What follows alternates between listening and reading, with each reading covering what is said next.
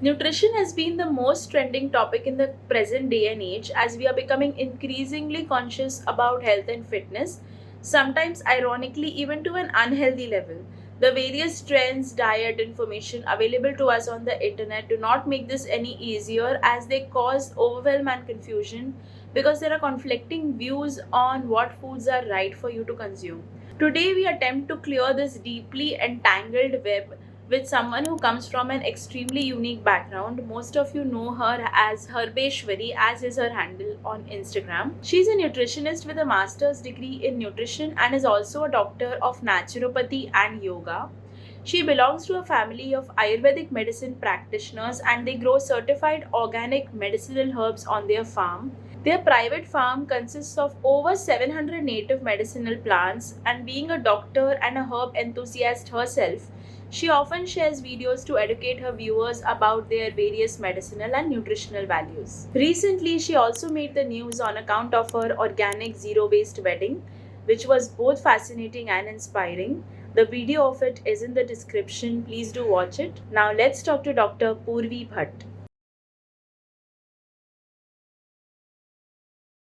So hi, thanks a lot for doing this. First of all, it's a really great honor. Big time fan as well. Thank you so much. Yeah. Thank you. So the reason that I wanted to do this is, as you know, nutrition is like the hottest topic right now everywhere on the internet, and it is Mm. full of information and misinformation as a result. That not just nutritionists, but all kinds of influencers are giving their advice and opinion on this subject. And there is an overload of this information as a result, and it's confusing and overwhelming and all. So, before we get into these direct questions, specific questions that I wanted to address with you, uh, do you what do you think is the reason for nutrition getting so much focus in this day and age? Like even in the past decade, it wasn't this mainstream as it is right now. So, Yeah, that's true. And yeah, it's quite funny because I think 10 years ago, it wasn't normal for people to have a nutritionist or people to have a yeah. dietitian.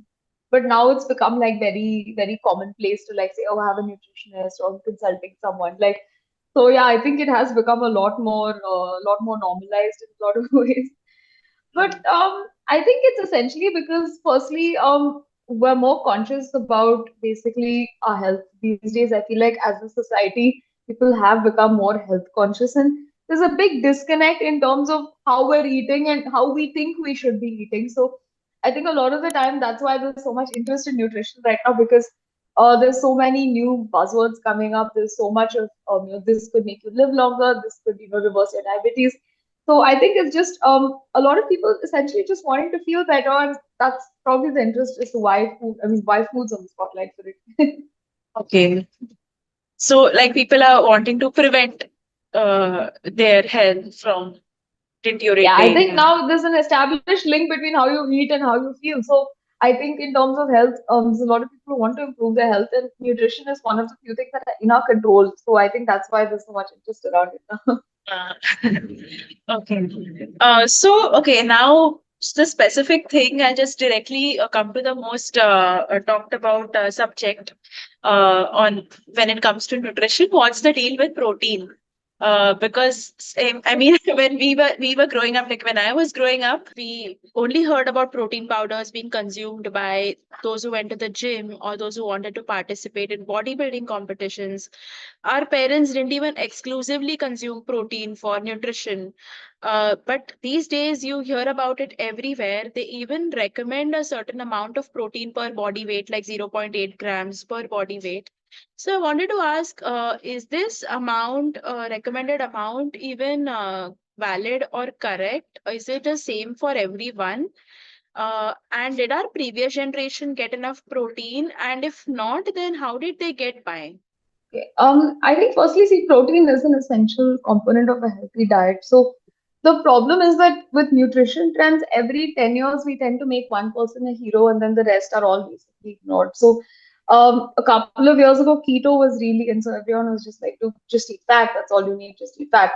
So I think currently the trend in nutrition is just that protein is getting a lot of emphasis.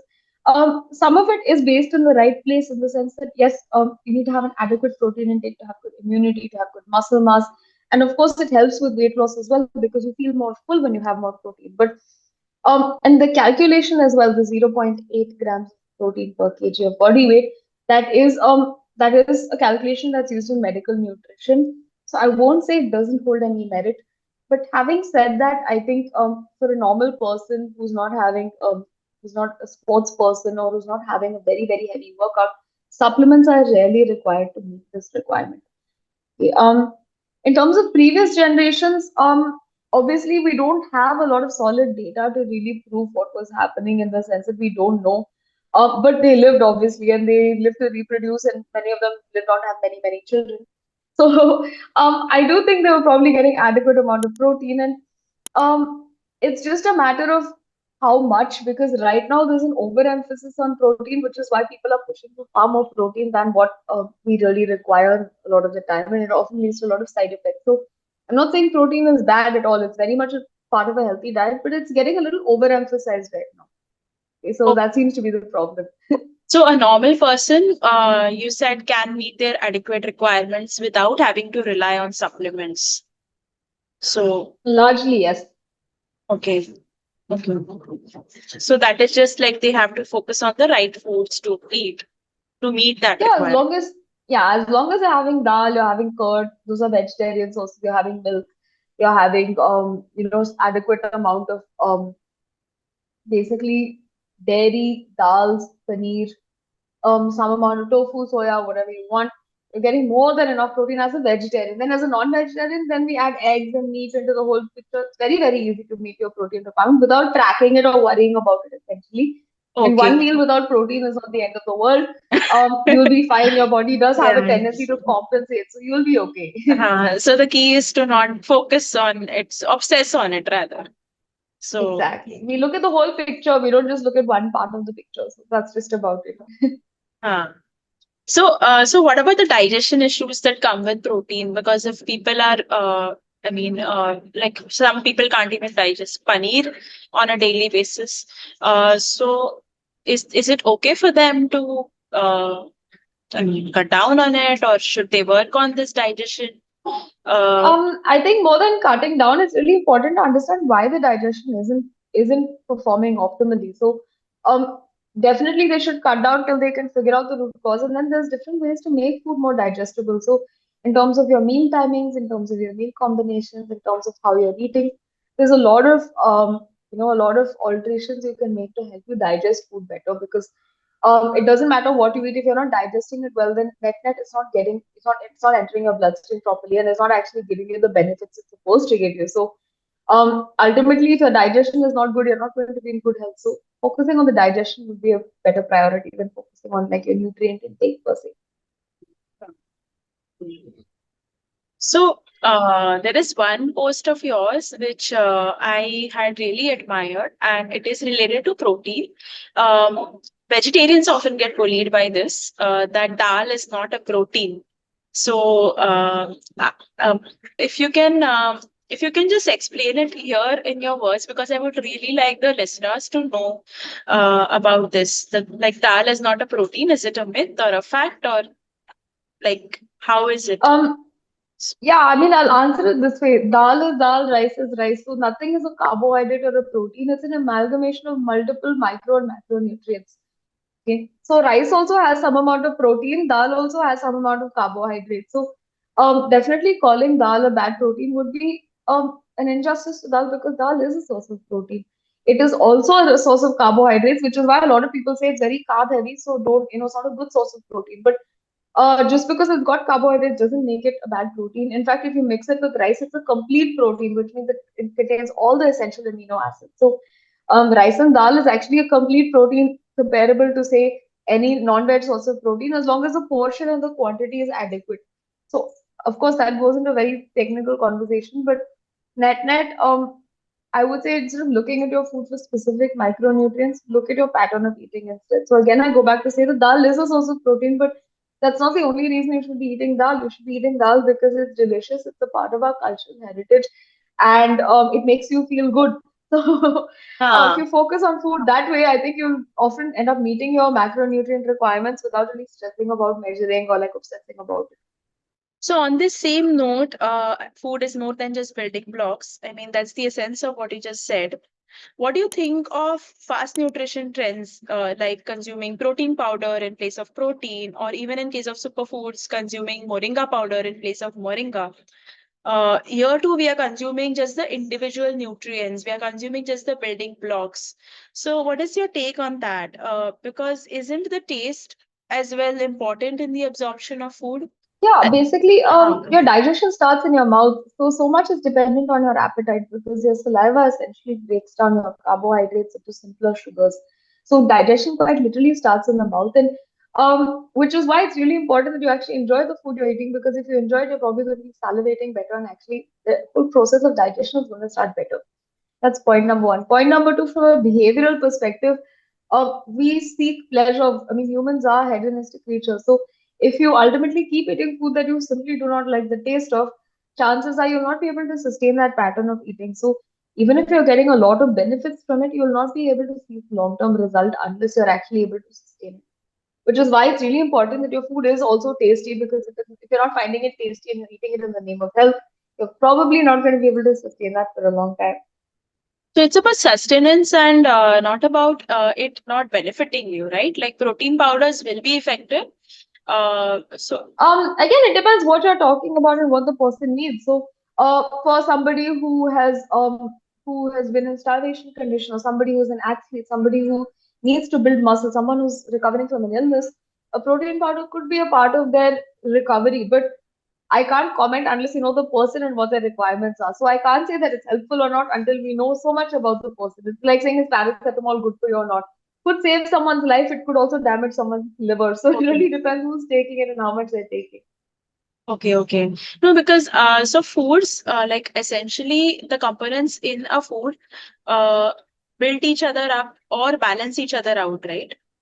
Like if as much as foods are whole, it is better for consumption than taking isolates on a day-to-day basis. I'm not talking about people who want to treat Absolutely. certain conditions. So, uh, should we focus on more on that and rather or should we just give into these fast nutrition trends and make it a compulsory part of our lifestyle to start the No, day I with a don't think anyone needs supplements at all. First, you do it with your diet because your bioavailability of nutrients is much higher, which means that the amount of nutrients that get absorbed in your diet will be much higher if you're taking it from a whole food source, because it's a complete package. Whereas when you isolate single nutrients, we don't actually know the level of absorption that they go through. And typically, we do find that they do get absorbed a lot less than they do in the whole form. So, okay. yeah, I was just saying that only if it's really required should you be taking a supplement, because most of the time you can meet all your nutrient requirements through your diet alone. Okay. Coming to that, like people are even consuming supplements for skincare, like they are directly consuming collagen and vitamin C Hmm. supplements. So, what are your views on this? Because should we be doing this? It is marketed as something which somebody should incorporate in their diet once they are past the age of 30 or 35. Uh, and we see this becoming increasingly common. So, uh, can you just opine on this because I think it's really needed. So, I needed as in your views are really needed in this space. So, See, what I would say is, with things like skin, it's far more complicated than taking single nutrients. So if you have skin issues or you want to optimize your skin as well, there could be multiple reasons as to why your skin is bad. So taking a single supplement is probably not going to make a drastic difference. Is would be my takeaway. And secondly, with things like collagen, it is quite research-wise, it is quite controversial because some studies do indicate that collagen is getting, having a better result than regular protein, and some results show that protein and collagen are the same, because essentially collagen is a type of protein. So when anything goes into the stomach, it gets broken down to its component ingredients. So essentially, whether you take it from collagen or you take it from another source, you're getting the same building blocks at the end of the day, is what one line of research says. And the other line says that no, collagen does have some benefits and things like that. Having said that, though, especially for collagen supplements, I think they're quite expensive, and I don't see them as a requirement at all. But things like vitamin C is not harmful. Well, is it helpful? I doubt it. But is it harmful? It's not particularly harmful. So I guess if someone's really having a good time having it, then they can. But having said that, it's largely superfluous, and it's probably not going to change your skin. So that's what I'll say. Okay. So, and what about like you've done this video before on B12 and vitamin D supplements. Actually, before I come to that, should one be even taking any of these? Like, because even magnesium supplements are really popular these days because they help with sleep and stress. So, sh first of all, should one be taking supplements without getting proper blood test done? Uh, No, is it? every supplement, even if it's something really basic, it's always good to talk to your physician first because firstly, you might have a medical condition for which it's contraindicated. Secondly, you may be taking a form or dosage which is inappropriate to you. Thirdly, you may be already experiencing side effects of it without even knowing. So that's why consulting a physician is the best thing you can do for taking any kind of supplement, whether it's a very small supplement or a very big complicated supplement. Because if you don't have a clinical deficiency and you're taking something for extended periods of time, it could even lead to toxicity in certain cases and be a dangerous thing for you. Which is why it's always good to talk to a doctor or talk to basically a healthcare professional who can actually help you understand if you need this or not, so that you actually get the benefit that you wanted, essentially. Okay. Yeah, I think this is really important for people to listen to. And so you've done a video on this before on B12 and vitamin D supplements and how to, not supplements, rather how a vegetarian can get vitamin D and B12. So can you, I mean, explain that? Like, is it possible for a vegetarian to? Um, no, it's extremely possible for a vegetarian, even for a vegan, it is possible. Again, your vitamin D is present in all dairy essentially because the dairy in India is fortified with vitamin D, and there is some amount of vitamin D also naturally present in dairy. Okay. Secondly, your body can synthesize vitamin D essentially if you're getting enough sunlight. It converts your cholesterol to vitamin D. So if you're just getting enough sunlight, you will be getting enough vitamin D because your body can make it. It has everything it needs to make it, but it has to be done only under the presence of sunlight. So as long as you're getting enough sun, you'll actually be getting a vitamin D. Your B12 again is present in various animal foods primarily, which is why vegans sometimes have a tendency to develop a deficiency. But technically speaking, it is produced by microorganisms. So if your gut bacteria is in a good shape, you probably will have good B12 levels regardless of whether you take a supplement or not, and regardless if you're a vegetarian, vegan, or not vegetarian. Okay, that's nice because people usually tend to pop B12 supplements since they are supposed to be soluble, like, and the body just excretes them out if you have an excess of it. That's the general uh, mindset people have that there is no harm, so may as well take it to keep the levels in place. But as you said, it is not advisable unless, I mean, if you go to a physician and they recommend it, right? So. Yeah, at least it should be helping you ultimately. So otherwise, you could be spending that time doing something useful for your health, is what I'll say. While it may not be harmful, it's not helpful either. It's not really what you need. So it's best to get it checked. So, there are some more myths that I would like to address with you.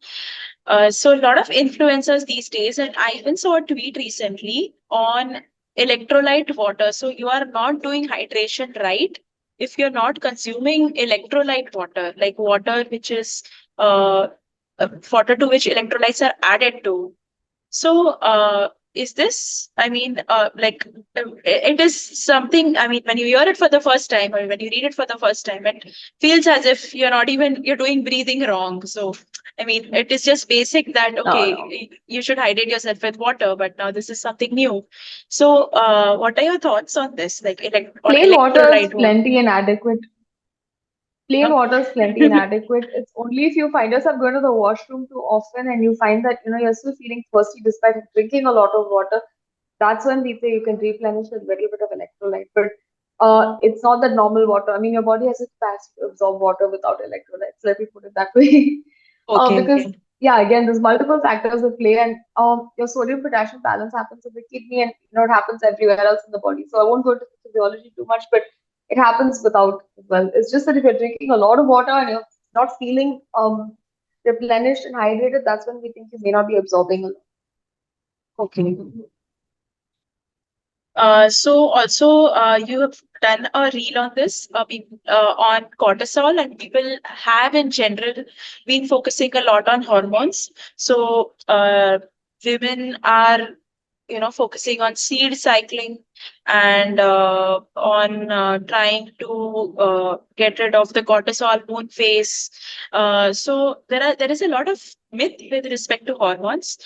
So can you present your views on this? Like, should we be uh, worrying about, because I think worrying about cortisol can also lead to more cortisol, like a cortisol Yeah, spike. cortisol is definitely a normal part of your health. So your glucose spikes, cortisol spikes, all that is a lot of exaggerated data, to be honest. No single hormone determines your health. Always there's a cocktail of hormones in your body, basically all acting together. So if you have like a factory of 500 people, you can't blame all the mistakes on one person and say get rid of this person because all of them are working together to do the work. So it's a lot more complex than just bullying one hormone and saying you're the problem and this is the thing. And taking any single food to regulate one hormone is very oversimplistic advice. And frankly, it's probably not going to give you the results that you hope for unless you're really doing it in a very systematic manner. Okay. There are certain foods which are labeled as superfoods, like makhana, avocado, Mm. which they suddenly become very popular and people start consuming them in a large amount, but it may not necessarily be local to their place or not be a part of their cultural like cuisine. So, is it okay to do that? I mean, is it okay to suddenly start incorporating avocado on a daily basis for us to meet certain uh, Um, I mean, I won't say it's good or bad because I don't think it's in my place to judge someone for their food choices. But having said that, I feel like what we don't realize is that the way we eat has a profound impact not only on our bodies but also on the environment and on policy and on so much more beyond us. So, for example, if today I decide to swap out, say, my coconut oil with olive oil, it doesn't just have implications on my health, it also has implications on the middlemen, the farmers, the producers, the exporters. So, I'm not saying you shouldn't have olive oil and that you should only have coconut oil, but what you have to understand is that again, you've grown up eating something so epigenetically, which means your genetics has basically been hardwired to accept this food over the last I don't know how many thousand years. So chances are that that food will be complete nutrition for you. But we do live in a globalized day and age, and I don't think it's wrong to want to try something different. Definitely you should be. You can definitely try it if that's a priority for you. But is it a requirement? I'll say absolutely not. Totally up to you. If you want to experiment, you want to try new things, it's fine. Just keep in the back of your mind that, as I said, your food choices have a very big impact not only on you but on much beyond you. So, you don't have to completely stop eating something or completely embrace something new. I think balance a bit of both.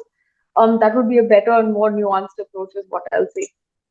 question was more from the point of view of it being absorbed well by your body because it's not a food that is known to you, especially in case of Um, dragon fruit, avocado, these. See, I think that as well, as long as your digestion is good, again, you will be able to accept it. Even if it's from a new source, you will be able to accept it. But do you need it is a bigger question. I don't think you really require it.